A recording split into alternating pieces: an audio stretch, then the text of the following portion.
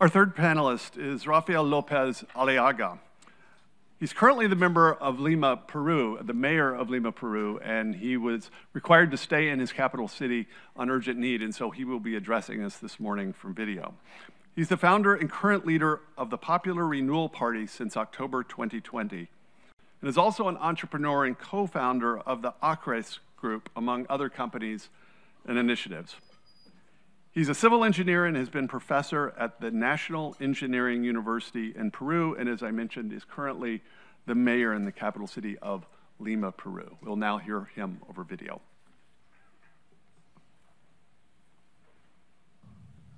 Querido José Antonio Kast, queridos miembros de esta cumbre transatlántica, les hablo desde Lima, Perú. Rafael López Aliaga, alcalde de Lima. Quiero sumarme a esta cruzada internacional en favor de la vida, de la libertad, de la democracia, del emprendimiento, de la propiedad privada, y sumarme a esta cruzada internacional en contra de esa tormenta perfecta que en el Perú estamos viviendo y hemos vivido muy intensamente hasta diciembre del año pasado. Felizmente, las manifestaciones pacíficas en contra de esa dictadura en ciernes que se estaba originando en Perú dio resultado. Cayó el régimen, cayó este grupo, ¿no?, marxista, neomarxista, que tiene en esa tormenta perfecta varios elementos. Yo lo llamo una marea verde que huele mal, que toma dinero de los ataques a la ecología, ¿no?, a todo lo que es la tala ilegal, la minería ilegal, el narcotráfico, que está presente en nuestro país, en Sudamérica. Otro componente que alimenta esta tormenta perfecta es el neomarxismo, con ideologías, ¿no?, que exportan sus conceptos y su dinero al Perú para tomar muchos puntos elementales de una democracia. Por ejemplo, el sistema electoral. Eso pasa en Perú y lo he comprobado no solamente en mi país, sino en varios países, que hay muchos elementos raros hasta en el software electoral. Hay una marea negra también de corrupción, que es parte de toda esta dinámica del Foro de Sao Paulo, ¿no?, que está invadiendo y quiere invadir Latinoamérica e Iberoamérica.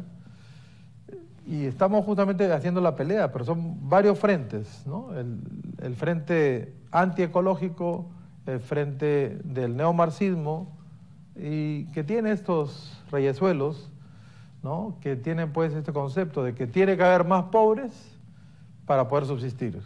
Tiene que haber más pobres porque los pobres son aquellos que votan por estos reyesuelos, ¿no?, estos dictadores. Entonces, que están ligados a todos esos elementos, ¿no?, al ataque ecológico, el ataque ideológico, el ataque de corrupción, porque va ligado a la corrupción, y también lamentablemente una prensa, ¿no?, que ante el cambio de modelo de comunicaciones en el mundo, cada vez es más dependiente de los dineros del Estado, y por tener dinero del Estado, pues pone líneas editoriales en favor de estos líderes, ¿no?, que tienen pues lamentablemente a muchas naciones en Latinoamérica dominadas, dependientes absolutamente de una cajita para comer, de agua racionada, de libertad condicionada, de tener pues una sola línea de pensamiento, un solo periódico, un solo canal de televisión, a espantar la inversión totalmente, porque nadie se anima a entrar pues a un régimen dictatorial a invertir,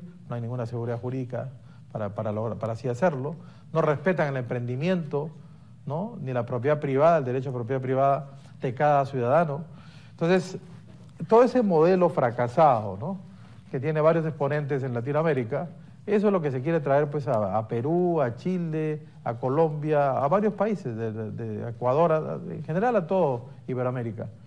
Entonces, el frente, que yo felicito a los organizadores de esta cumbre, se está conformando y bien. Creo que van saliendo nuevas voces, nuevas esperanzas, justamente para desaparecer del mapa a toda esta, digamos, esta casta, estos que ha empezado Milei en Argentina con este término, pero aplica, creo que a varios países de Latinoamérica, a sacarlos de juego, ¿no? Que no aparezcan más, porque justamente no hay país que pueda subsistir como un país, digamos, donde se cultive la libertad, se cultive la familia, ¿no? Se cultive el emprendimiento con un modelo así.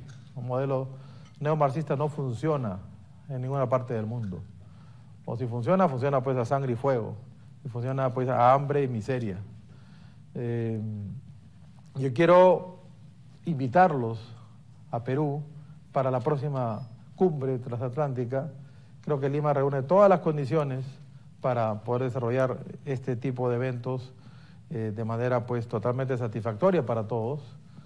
Y quiero también rematar esta locución con el tema de respeto a los derechos de la familia, derechos de los padres. Es otro gran tema que está en el tapete. No puede ser que el Estado se entrometa en lo que es la transmisión de las creencias, de los valores, de lo que es la componente más íntima de la familia, la transmisión, ¿no?, de valores familiares de generación a generación. Aquí tenemos estados que tratan de copar e inclusive poner ideologías que confunden a los niños, que no respetan digamos, lo que es normal en un niño, a tener pues atracción de fraternal, amical, pues con sus congéneres, ¿no? Y todo llevarlo a un plano sexual. Hay una manipulación de la niñez, de la juventud, que también este tapete que vemos que es multidisciplinario, es un ataque pues por todos lados, ¿no? Tenemos que reaccionar, tenemos que dar la batalla en esta guerra de conceptos, en esta guerra cultural. Y yo creo que sí tenemos la capacidad, tenemos esa reserva moral, ¿no?, de estar del lado del bien, de la verdad, de la transparencia, de la luz. Nada, solamente me cabe darles un abrazo enorme. Lamento no estar con ustedes por problemas políticos en mi país, pero estoy totalmente identificado con esta cumbre transatlántica y les deseo todo lo mejor. ¡Viva la vida!